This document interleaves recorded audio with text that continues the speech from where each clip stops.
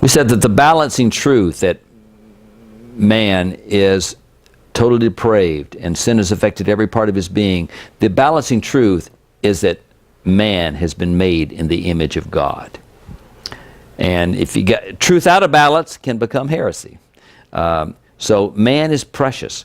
Now, sin has marred that image. It has not obliterated that image. Sin has marred that image. We know it hasn't obliterated it because even after the fall, after sin is coming to the world, we read passages like Genesis 9, verses 6 and 7, that man is still so precious that if you take man's life, God gives government the capacity and the responsibility of even capital punishment. The basis of the reason for that is because man is made in the image of God. We read in James 3 the rebuke from the inspired writer, the Apostle James, when he says, it's not right to bless God and then curse man who's been made in the likeness of God. So even sinful man is still in the image of God. How did sin affect the image of God? Well, remember we've talked about, if you've heard me before, there's 4 aspects of what it means to be made in the image of God. We'll go through each of those 4 and talk about how sin has affected it. One way that man's been made in the image of God is he's been given the capacities of personality. He's been given a mind, an emotion, and a will. The mind, the capacity, it's still there, but it says the mind of man does not subject itself to the law of God. Indeed, it's not even able to do so, Romans 8:7. So the mind is there, but it doesn't operate exactly the way God meant it to be because it does not subject itself to the law of God.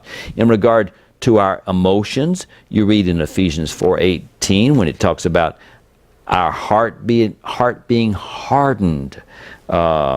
So the emotion is still there, but it's hardened. We still have a will, but our will, according to Romans 6:17, we are slaves of sin. So we still have that capacity, mind, emotion, and will, but they're not acting Godward the way God meant them to. We still have a spirit. That's the second way that man's been made in the image of God. He's been given a spirit, the capacity to relate to God. But what's true with unsaved man? It says his spirit is dead. It's not alive.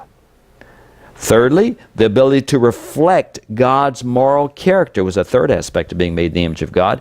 But it says what? We cannot reflect God's moral character in the way he wants us to. It says what? There's none who does good, no, not one. Now remember, it doesn't mean that because we're in the image of God, the unsaved person can still do good deeds that benefit society, but we can't do them for the glory of God. In that sense, we can't do anything eternally good.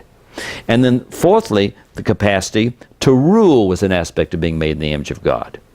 And now when Adam and Eve, created to be the king and queen of creation, when they sinned, then Satan usurped their rule and he became, 2 Corinthians 4:4, the God, little g, the God of this world.